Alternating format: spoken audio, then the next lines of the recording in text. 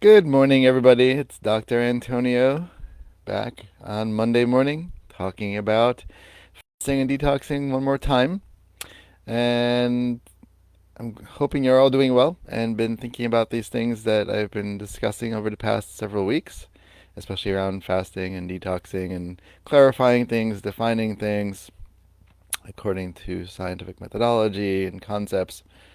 And so today, as a wrap up for today at least, in discussing this, I would want to emphasize some things that are important. In Ayurveda, when there are health complications with certain things, especially when it comes to diet, it's important to simplify. So the more complex the health issue, the more important the ahara or diet has to be considered.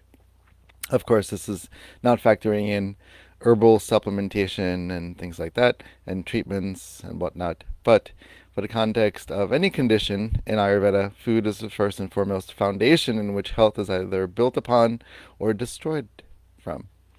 And food is medicine if it's used properly. And so, therefore, anything is possible in contributing its wellness and benefits if it's the right thing for the right person at the right time. Excuse me. And so, timing is important, which is an important concept in Ayurveda. It's a siddhanta or a core principle called kala. And so timing is important with regard to daily schedules, daily regimens. It's important to have a regular meal time consistently every day, as much as possible, in the direction of the scale being mostly outweighed by that level of consistency. So there's a general ideal concept and context in understanding dieting and food. And in Ayurveda, 2 meals a day, dvi anakala, is essential. It's a representation of really good, healthy digestion and healthy practices and healthy lifestyle. 2 meals a day. First one is averaging around 11 o'clock, and then the second one averages around 5, 6 o'clock at night, pretty much without snacking. And then, if there's a snack involved, what does the snack consist of? Is it a supplement of a meal, or is it just something really light? And that context, that concept of light and heavy is something I'll talk about next. But right now, just understanding 2 meals a day is essential. Now, for some people, that's not possible. It's not practical. They're not capable for whatever reason, lifestyle, health issues. So 3 meals a day around the same times every day in the morning, around 8 in the morning, provided that you do get up early enough, which is important for diet, for understanding metabolism, for daily energy, and things like that. So around 8 in the morning, and then again around, say, 12 or 1, so at least about 4 hours difference in between with time. And then again, maybe around 6, no later than 7. If there's going to be a late dinner, the meal should be lighter, not heavier before bed. And so if we're going to follow the model of 2 meals a day, then it's around 11 and 6. And if it's 3 meals a day, then around 8, 12, 1, and 6, around 6. Not really with snacking. Because, to some degree, we are already doing a natural fasting in between meals. We allow at least that 4 hour window for the body to break down foods appropriately. And so sometimes what happens in between meals is that there's a sense of a craving. And I emphasize the word sense because you get this feeling of like, I'm kind of hungry or I have a craving. And that craving could be a lot of different factors, and I can actually discuss this next week or in the upcoming weeks, what cravings are about in general, but in the context of today's topic, knowing that between meals, if you just had a full proper meal, and it doesn't have to be that big, it just really depends on the busyness of your lifestyle, it depends on your constitution, it depends on your metabolic capacity, which I've talked about in the past regarding Agni.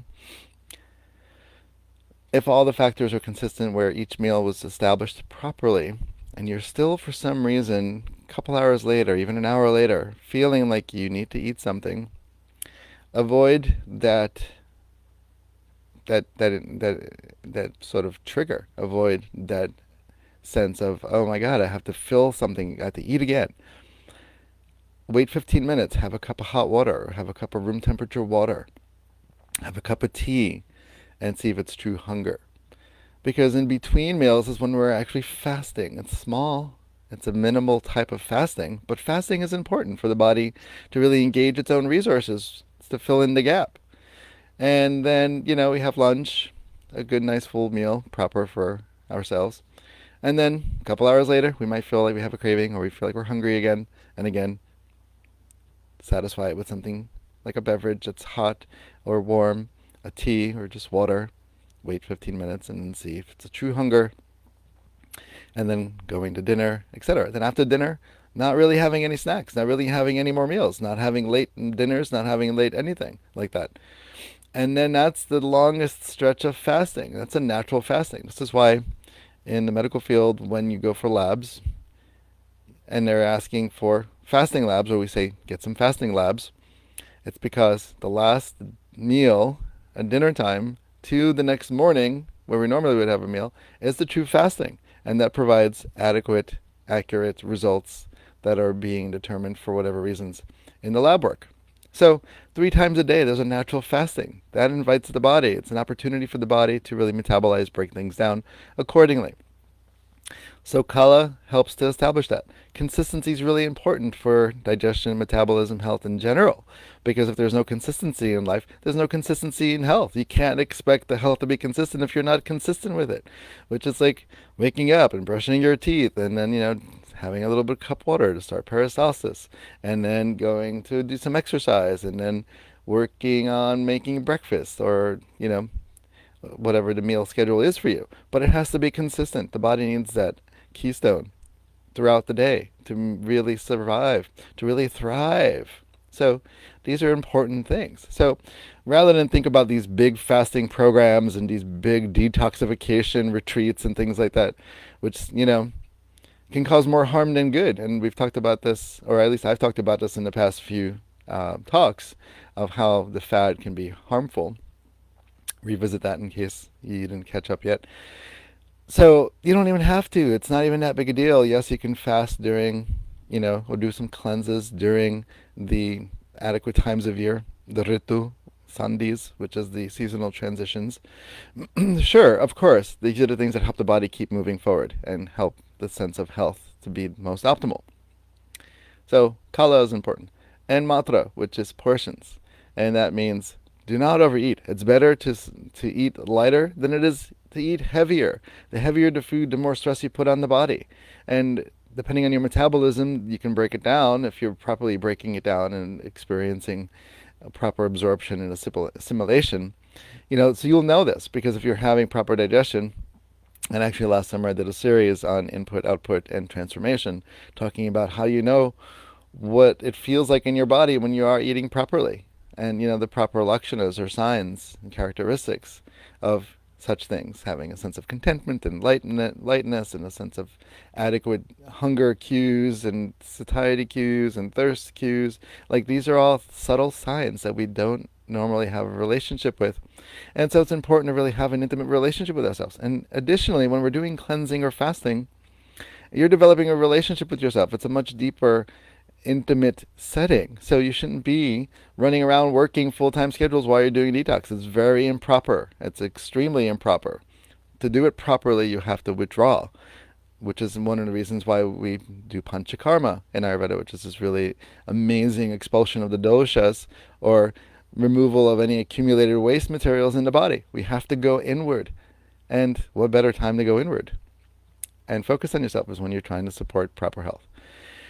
So these are some pieces to consider. Last thing I just wanted to mention, because it was brought to my attention and I liked it, I appreciate it, is that there are certain traditions, there are certain religious practices that certain times of the year you're doing a fasting. And so what I'm discussing with regard to the several talks I've just done is just the normal seasonal cleansing, detoxing, which sometimes happens to coincide with some of these religious practices, and that's great. If you're working with an Ayurvedic doctor like me or someone else in the holistic healthcare field that's trained in such things, they can walk you through it. We'll support you doing what's important for your religious practice. And we're not going to discount that. We just want to make sure that before and after your body is properly established so that you don't cause any issues. I totally love the idea of people doing spiritual cleansing and detoxing at the right times of year and for the right context of spiritual practice. But these are all things that have to be factored in, because overall, what is your state of health when you're doing these things in? Sometimes people do these little cleanses or um, fasting for religious purposes, and they feel better. Well, that's great. Take that as a sign, as a reset, and then try to maintain that. And in either case, when you're fasting and doing cleansing, and the end result is feeling lighter in your body and more fluid and clearer in your mind, and digestion's working great, keep going with it. Don't fill your body up with that crap that you needed to fast and cleanse from to begin with. So, and I love talking about this stuff. And I love Ayurveda, especially that I get to talk about food all day long, every day with every patient, because food is essential. So I'm going to close on that right now. Hope you're all doing well. Know that I'm always taking on new patients from near and far. That's why there's telehealth, which is great and successful, and people who are coming to visit me in my office, knowing that they're safe with COVID protocol in place and everyone's taken care of as best as possible. And I love working with everyone. So feel free to message me and see if you would like to work with me. There is a ongoing COVID discount on the current plans that I have available. And I also teach yoga classes twice a week on Tuesdays and Fridays at 8 a.m. Eastern Time. So I look forward to hearing from you, and until next week, have a great Monday.